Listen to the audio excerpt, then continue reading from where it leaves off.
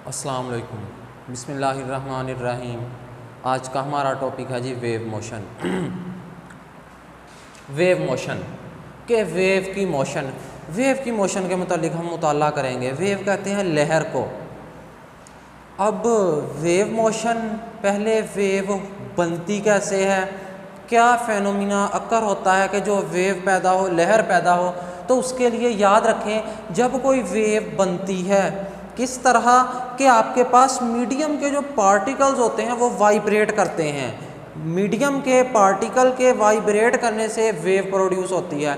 या ये कह लें, जब कोई चीज़ वाइब्रेट करे तो फिर क्या पैदा होता है जी, वेव प्रोड्यूस होती है।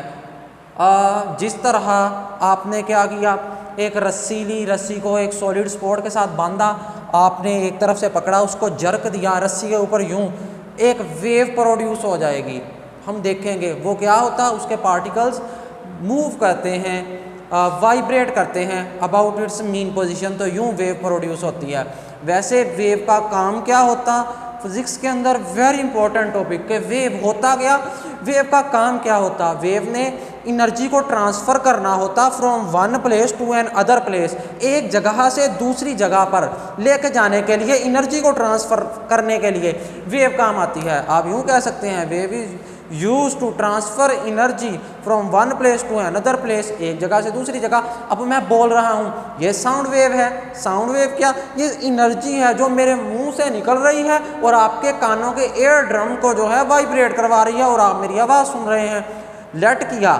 अब अगर मेरे बोलने के दरमियान और आपके सुनने के दरमियान मीडियम ना हो, मिसाल के तौर पे मैं बोल रहा हूँ, आप सुन रहे हैं, हवा है, तो हवा अगर ख़त्म हो कर दी जाए तो वहाँ पे स्पेस आ जाएगी, ज़ाहिर है। तो वहाँ पे जो मीडियम ही नहीं होगा तो मेरे बोलने के बाद सुन ही नहीं पाएंगे। मैं बोलता रहूँगा, आप सुन ही नहीं पाएंगे। इसीलिए जब खला में चले जाएं हम, वहाँ पे बोलने सुनाई नहीं देता। वजह क्या होती, वहाँ पे एयर नहीं होती, हवा नहीं।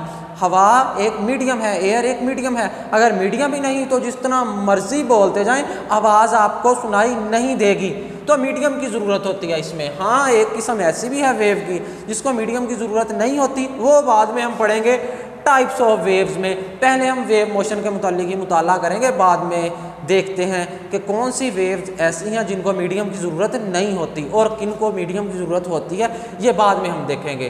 पहले तो हमने वेव मोशन के मुतालिक पढ़ते हैं, देखते हैं कि वेव मोशन में कौन कौन सी चीज़ें आ जाएंगी, किस तरह वेव जो है पार्टिकल उसके वाइब्रेट करेंगे मीडियम के, फिर एनर्जी ट्रांसफ़र होगी from one place to another place, एक जगह से दूसरी जगह एनर्जी ट्रांसफ़र होगी, वही वेव मोशन के अंदर आ जाएगी।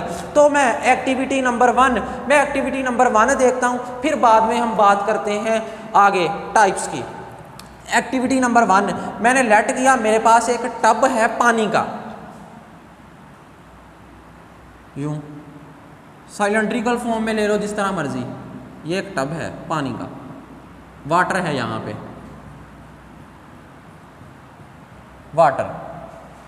वाटर एक मीडियम है, याद रखें मीडियम है। यहाँ वास्ता है, मीडियम वास्ते से क्या मुराद कि ये वास्ता बनेगा में एक जगह से दूसरी जगह एनर्जी को ट्रांसफ़र करने के लिए वास्ता है।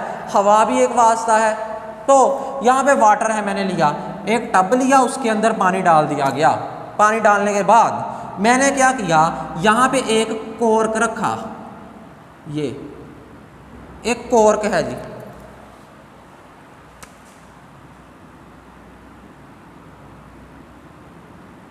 कॉर्क लकड़ी का छोटा सा पीस जो कि पानी में डूबेगा नहीं, यहाँ पे मैंने रख दिया कॉर्क को। फिर मैंने क्या किया, मैंने पेंसिल ली, बोर्ड मार्कर लिया, बोर्ड मार्कर के साथ पेंसिल के साथ मैंने मूव करवाई वाटर के अंदर, इसको अप एंड डाउन, ऊपर नीचे वर्टिकली इसको मैंने मूव करवाया। जब मैंने मूव करवाया यूं इस बोर्ड मार्कर को, पेंसिल को इस पानी के अंदर, तो मैंने देखा, मैं देखता हूँ कि वाटर की ये वाली जो सतह है, अपर लेयर जो है, ये वाली हमें दिखाई दे रही है, ये वाला लेवल, ये ऊपर नीचे हो रहा है, यूं ऊपर की तरफ भी जा रहा है यही, और ये नीचे की तरफ भी जा रहा है। जब मैंने यूं ये वाला वाटर की जो लेयर थी ये वाली, जब मैंने पेंसिल को मूव करवाया तो यूं वाटर जो है मुझे दिखाई दिया कि इसमें रिपल्स बन रही हैं। रिपल्स वेव को ही कहते हैं कि यहाँ पे वेव्स बन रही हैं। मज़ीद कन्फर्म इस कॉर्क ने कर दिया। ये कॉर्क जो मैंने रखा था लकड़ी का छोटा सा पीस, इसने क्या किया, ये टू ऊपर नीचे मूव करने लग गया अबाउट इट्स मीन पोजीशन के गिर्द ऊपर नीचे मूव कर रहा है। यहाँ से अंदाज़ा हो गया चूंकि कॉर्क जो है ऊपर नीचे मूव कर रहा है। क्यों कर रहा है, मैंने इधर पेंसिल के साथ पेंसिल को हरकत दी थी, ऊपर नीचे यूं वाटर के अंदर लेयर के साथ पानी के अंदर डाल दिया, ऊपर नीचे यूं मैं मूव करवाता रहा। जो मूव करवाता रहा साथ साथ ही ये जो लेयर थी वाटर की ये भी ऊपर नीचे मूव करने लग गई, ये मूव करने लग गई। तो कॉर्क जो था मैंने रखा था यहाँ पर, तो कॉर्क देखा, कॉर्क ऊपर की तरफ भी जा रहा, कॉर्क नीचे की तरफ भी जा रहा। यूं कॉर्क की मोशन से मैंने अंदाज़ा लगा लिया कि वेव प्रोड्यूस हो गई हैं। और मैं तो पेंसिल को लेकर यहाँ पे इस एंड पे पेंसिल को मार रहा हूँ वाटर के, लेकिन कॉर्क दूसरे एंड पे पड़ा है, वो वहाँ पे टू एंड फ्रो ऊपर की तरफ नीचे की तरफ मूव कर रहा है। ये वाला जो कॉर्क है, पेंसिल एक एंड पे, कॉर्क दूसरे एंड पे मूव कर रहा है। इसका मतलब ये वाला जो डिस्प्लेसमेंट कवर हुआ है ये वाला, ये वेव ने किया है। तो फिर एनर्जी तो मैं यहाँ पे दे रहा था, अपनी मस्कुलर एनर्जी यूँ मसल्स की यूँ दी मैंने। ये वाली एनर्जी मैकेनिकल एनर्जी कह लें इसे, ये वाली एनर्जी जो मैकेनिकल थी, मस्कुलर एनर्जी थी, ये दी मैंने मसल्स के ज़रिए से, पेंसिल के ज़रिए से वाटर को एक एंड को, लेकिन कॉर्क दूसरे एंड पे पड़ा ऊपर नीचे कर रहा है। ये वाला इतना डिस्प्लेसमेंट जो है ये ज़ाहिर कर रहा है कि एनर्जी इस पॉइंट से जहाँ पे मेरी पेंसिल थी दूसरे पॉइंट जहाँ पे कॉर्क है वहाँ तक गई, इसीलिए कॉर्क ऊपर नीचे मूव किया। तो हम कह सकते हैं wave act as a carrier of energy. ये कैरियर ऑफ एनर्जी के तौर पे भी काम करती है। वेव जो है एनर्जी यहाँ से लेके वहाँ तक गई, मैं बोल रहा हूँ ये भी तो एक साउंड एनर्जी है। मेरे से आप सुन रहे हैं, क्या हुआ, तो ये भी वेव होगी। मेरे से आप तक जा रही है, ये डिस्टेंस कवर हो रहा है मेरे बोलने और आपके सुनने के दरमियान, तो ये भी एनर्जी है। हमने देखा वेव क्या काम करती है, वेव एनर्जी को एक जगह से दूसरी जगह पे लेके जाती है। इस एग्जाम्पल से हमने देख लिया, ये एक्टिविटी थी। एक्टिविटी दूसरी भी देख लेते हैं जी, एक्टिविटी नंबर 2।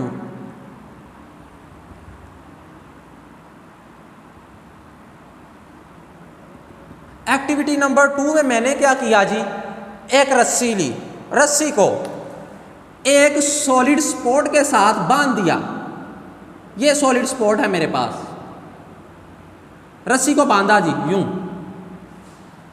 यहां पे एक एंड रस्सी का इस सॉलिड स्पॉट के साथ बांध दिया, दूसरा एंड मैंने पकड़ लिया खुद अपने हाथ में यूं पकड़ के। मैंने क्या किया, मैंने जर्क दिया, यूं झटका दिया। जब मैंने जर्क दिया मैंने देखा इसके ऊपर अब रस्सी पहले यूं सीधी थी, हॉरिजॉन्टल यूं सीधी, लेकिन जो ही मैंने जर्क दिया, जर्क देने के बाद देखा गया कि रस्सी के ऊपर यूं वेव प्रोड्यूस हो गई। मैं मुसलसल जर्क देता गया, मुसलसल यूं रस्सी को झटके देता गया, तो फिर ये देखा गया जी यूं प्रोड्यूस हो रही है वेव इस रस्सी के ऊपर यूं।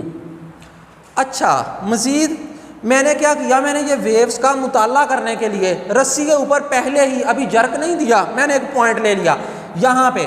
मैंने कहा जी ये वाला जो रस्सी का पॉइंट है इसको पी का नाम दिया कि ये पी पॉइंट है, ये वाला, इसको भी नाम दे दिया, इसको P1 कह दिया। चलें अभी इसको ही ले लें, ये P पॉइंट है, मैंने देखा ये P पॉइंट है, इसको मैंने नाम दे दिया रस्सी को P पॉइंट का। फिर मैंने पकड़ा इस एंड को रस्सी के, फिर मैंने जर्क देने शुरू कर दिया यूं यूं। झटके जब दिए तो फिर देखा गया रस्सी अब मूव कर रही है, इसमें वेव आ गई है, वेव प्रोड्यूस हो गई। जब वेव प्रोड्यूस हुई मैं तो इस एंड पे दे रहा था, लेकिन जर्क एक एंड पे दे रहा, देखे जा रहे हैं कि ये तो आगे की तरफ मूव कर रहे हैं इस तरफ। इधर मैंने दिया जर्क, जो वेव थी इस तरफ मूव कर रही है, दे इस एंड पे रहा, जा उस एंड पे रहे, तो ये वाला हम देखें तो अगर गौर से तो ये वाला इतना डिस्प्लेसमेंट नहीं कवर हो गया इस एंड से दूसरे एंड तक। इनको नाम दे लो अगर देने हैं, इसको ए कह लो, इसको बी कह लो। इस पे मैं दे रहा हूँ एनर्जी जो है यू झटके जर्क दे रहा हूँ ए पॉइंट पे, लेकिन एनर्जी बी तक जा रही है, तो यहाँ से लेके यहाँ तक डिस्प्लेसमेंट कवर हो रहा है। यूँ एनर्जी ट्रांसफ़र हो रही है from one place to another place. यहाँ से भी हमने इस एक्टिविटी पे भी देख लिया। पी पॉइंट लेने का क्या मकसद था, पी पॉइंट मैंने इसलिए रस्सी के ऊपर लिया था कि मैं देख सकूं आया कि पी पॉइंट भी मूव करता है ऊपर नीचे। तो जब मैंने पी पॉइंट लिया, अभी रस्सी यूं ही थी सीधी, अभी नहीं जर्क दिया, जब जर्क दिया गया तो रस्सी का जो थी पहले मर्तबा ऊपर गई, दूसरी मर्तबा नीचे, ऊपर नीचे यूं देखा जा रहा, ये जो पी पॉइंट है ये ऊपर नीचे मूव कर रहा है। एक लम्हे में ये पी पॉइंट ये जो है ऊपर की तरफ ये वाली रिपल है, दूसरी तरफ ये नीचे की तरफ है, यूं ऊपर नीचे ये मूव कर रहा है। एक मरतबा ऊपर की तरफ यूं, दूसरी मरतबा यूं नीचे की तरफ, यूं यूं जब मूव करेगी तो हमने देखा जो पी पॉइंट है, पी पॉइंट मूव कर रहा है और देखा ऊपर नीचे, ये इसकी मीन पोजीशन थी। तो यहाँ से ये भी अंदाज़ा हो गया कि जो पार्टिकल्स है ये मीन पोजीशन के गिर्द वाइब्रेट करते हैं जब एनर्जी ट्रांसफ़र होती है in the form of wave from one place to another place. ये हमारी एक्टिविटी, दो एक्टिविटीज़ हो गई। अब आगे वेव देखते हैं जी, वेव क्या है।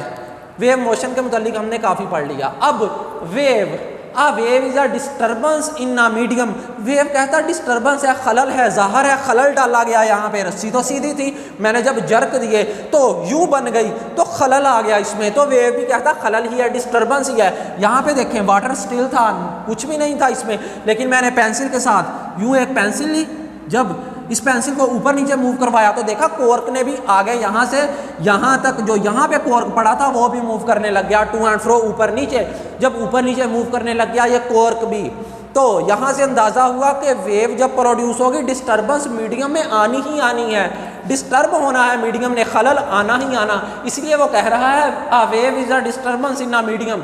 वेव डिस्टर्बेंस होगी एक मीडियम के अंदर which causes the particle of a medium to undergo vibratory motion, जो कि वजह बनेंगे क्या कि जो पार्टिकल्स होंगे वो वाइब्रेट करेंगे about it's mean position, mean position के गिर्द। ये पी पॉइंट यही बताने के लिए मैंने लगाया है कि पी पॉइंट जब देखा यहाँ पे जर्क दिया गया, पी पॉइंट पहली मरतबा ऊपर गया, दूसरी मरतबा नीचे, फिर ऊपर, फिर नीचे, उधर मुसलसल जर्क दिए जा रहे हैं, उधर मुसलसल पी पॉइंट जो कि यहाँ से लेके यहाँ तक इतने फासले पे है, इतने डिस्टेंस पर मौजूद है। तो ये वाला यूँ मूव कर रहा है ऊपर नीचे, जब ऊपर नीचे मूव कर रहा है तो P point about it's mean position move कर रहा है। तो ये इस डेफिनेशन पे पूरा उतरता है in equal interval of time. हाँ, टाइम का दौरानिया इक्वल होना चाहिए, इसे ही टाइम पीरियड बोलते हैं। पिछले लेक्चर में हम पढ़ चुके हैं, मज़ीद आगे पढ़ेंगे नेक्स्ट लेक्चर्स में कहीं पे। तो कह रहा equal interval of time, time का जो इंटरवल है वो इक्वल होना चाहिए। ये नहीं कि पहले ये नीचे की तरफ गया फिर नीचे ही रहा, ऊपर आया ही नहीं, लेकिन आप जर्क भी दिए जा रहे हैं वो नीचे ही है, ऊपर ही नहीं आ रहा। 3 मिनट के बाद ऊपर आ गया, लेकिन जर्क तो मुसलसल दिए जा रहे हैं। ऐसा नहीं, बल्कि जूं जूं आप जर्क देंगे वैसे वैसे ये ऊपर, फिर अगली मरतबा नीचे, ऊपर नीचे। इक्वल इंटरवल ऑफ टाइम है, जब इक्वल इंटरवल ऑफ टाइम होगा तो इनमें एक सीक्वेंस पाया जाएगा, तो यहाँ से वेवलेंथ भी फिर मालूम की जा सकेगी। ये नेक्स्ट लेक्चर्स में आ जाएगी बात। तो a wave is a disturbance in a medium, wave एक डिस्टर्बेंस होगी, खलल होगा, जो हम पढ़ चुके हैं। यहाँ पे भी खलल आया, यहाँ पे भी खलल आया, डिस्टर्ब हुए particle in a medium which causes the particles, जिसमें वजह बने जो पार्टिकल्स थे। यहाँ पे वाटर के पार्टिकल्स, यहाँ पे ये रस्सी का पी पॉइंट जो है इसका particle of a medium undergo vibratory motion, जो पार्टिकल्स थे ये वाइब्रेटरी मोशन इनको जाना पड़ा वाइब्रेटरी मोशन में। तो हमने देखा पी पॉइंट वाइब्रेटरी मोशन पे गया, ये कॉर्क वाइब्रेटरी मोशन पे गया अबाउट इट्स मीन पोजीशन। ये कॉर्क भी मीन पोजीशन के गिर्द टू एंड फ्रो मूव कर रहा था, ये पी पॉइंट भी about it's mean position move कर रहा था in equal interval of time, equal interval of time में। तो ये है जी वेव की डेफिनेशन। अब नेक्स्ट टाइप्स वेव की याद रखें, 2 टाइप्स होती हैं। पहली टाइप होगी जी मैकेनिकल वेव,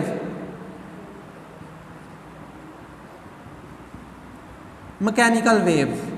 दूसरी होगी इलेक्ट्रोमैग्नेटिक वेव,